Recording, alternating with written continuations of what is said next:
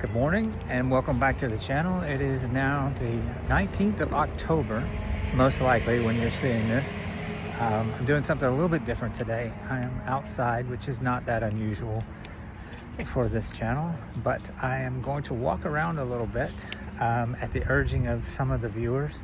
I'm going to walk around a little bit and give you guys more of a view of some of the places where I do some of my videos. I am using an iPhone, so I cannot flip the video around conveniently, but I will just take a second and actually physically flip my phone around and give you guys a view of this. So give me just a second here.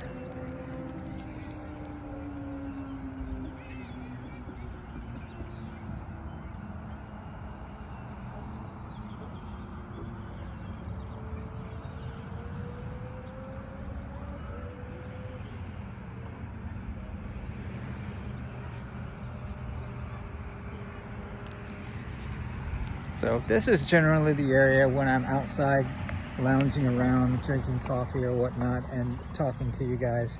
This is generally the area where I'm probably at if I'm doing my videos outside.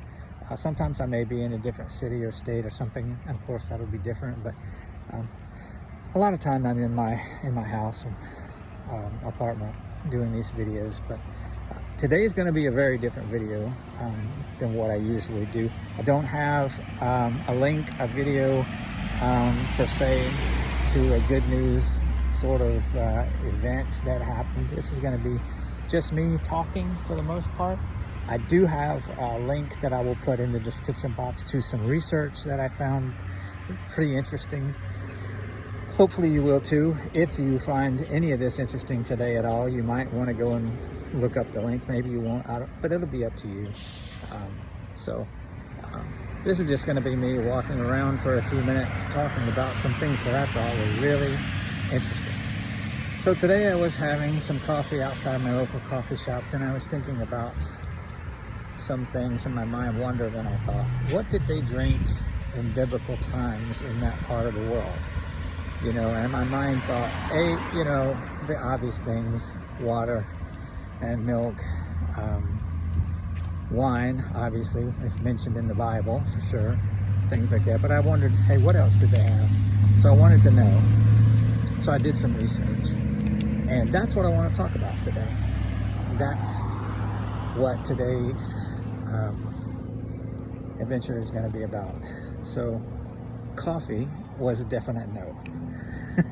I did not think they had coffee, but I was kind of hoping that they did, because I thought it would be very interesting, the idea of Yeshua or the prophets in the Old Testament sitting around having coffee would have been really funny to me, but it's a definite no.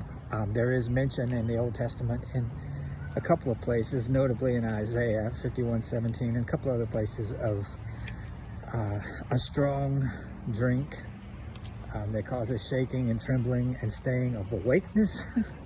But the biblical scholars and theologians all agree that was not coffee. Coffee did not come anywhere near the region or that we associate with biblical times or anything remotely associated with Christianity or the Bible until at least the 14th or 15th century. So we can rule out coffee. Coffee had nothing to do with Yeshua or the Bible. Tea, I was very surprised. I really thought that tea might have had a chance. For all you tea lovers, tea is also a no-go. Tea had nothing to do with anything in the Bible. It was also much later introduced into the region. It did not arrive in the area we associate with biblical times until about 222 AD. So much later, after even the New Testament era. Although it was discovered by most accounts sometime around 2730 BC in China. So it was very well known in that part of the world. And it did make its way over on the Silk Road eventually into the Mediterranean area, but not until sometime around 222 AD is the first known recorded instance of tea in that region. So for you tea lovers, you also get a 0 for this. So what did they have? What are the known beverages during Yeshua's time, during the Old Testament, in that region, the Mesopotamian region, in that basin. What do we know of for a fact? Water, of course. Wine, definitely. Beer, for sure. They had a vinegar drink, which was made from fermented wine that had been exposed to air, and they would drink this. They would also use this for a medicine and for curing things and other uses and things like that. But they also use it as a beverage, which doesn't sound all that great to me. They had fruit juices, of course. I did read an article that said, interestingly, that fruit juices were usually given to women and to children who preferred not to drink wine. They had milk, although the milk that they drank was usually of a thicker consistency and somewhat like our modern yogurt, which I think is okay too. And that is generally what they drank in biblical times, both in the Old Testament and the New Testament times in that part of the world. I will go off a little bit on a tangent with the wine, because I know a lot of you are probably spinning a little bit about the wine.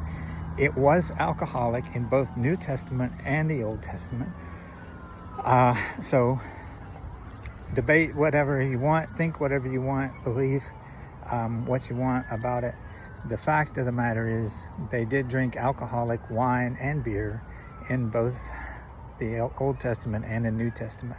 There is also no real doubt among scholars and theologians that it was alcoholic. The difference is the dilution. In the Old Testament, it was generally considered a foul to dilute wine. It was considered improper and almost sinful to dilute wine. It was drank at full strength. In the New Testament, it was considered a foul, a sin, not to dilute wine. And the ratios, depending on the time of that your time period you may be talking about in the New Testament, were generally 2-to-1 or 3-to-1 water mixed with wine. So in the Old Testament, they drank the wine straight. In the New Testament, they generally diluted it, a 2-to-1 or 3-to-1 ratio of water to wine. Interestingly, but it was always alcoholic wine. And they drank beer, and beer is always, at least in those times, they didn't have near beer like we have today, non-alcoholic beer. Beer was just alcoholic back in the day. Very interesting, I thought. I hope you'll think so too. The other interesting thing about wine was it was not always wine from grapes. They had fig wine and pomegranate wine and grape wine and other wines made from fruits, just like we do today. So another interesting thing about that. To go back and circle around to the coffee thing, because some of you are big coffee aficionados like myself, coffee does have a connection to our faith in a roundabout way, in that it was introduced into the region and into the Mediterranean in general around the 14th or 15th century. And it became wildly popular with monks and monasteries because they found it useful for staying awake in order to, and I have to consult my notes here for a second. They found it useful to keep them awake during prayer vigils, long services, and thousands upon thousands of hours of transcribing copies of the Bible, whether that was a translation or just making new copies of the Bible. So for those of you coffee lovers like myself, you do owe coffee some respect as far as the faith goes, in a wildly outlandish sort of way. So that is really what I have for you tonight. I did want to say one other thing in terms of a good deed for today. I want to thank my neighbor Todd back on the block where I live. Last weekend I came home from Boston to discover that despite my own lawnmower, my lawn tractor being broken for the last several months, and my grass growing up crazily high, my neighbor Todd, just out of the goodness of his gigantic heart, had cut my 1.5 acre yard just out of the goodness of his heart. He took his own time and cut my grass, a huge yard, 1.5 acres. He cut it by, he and a friend of his cut my grass.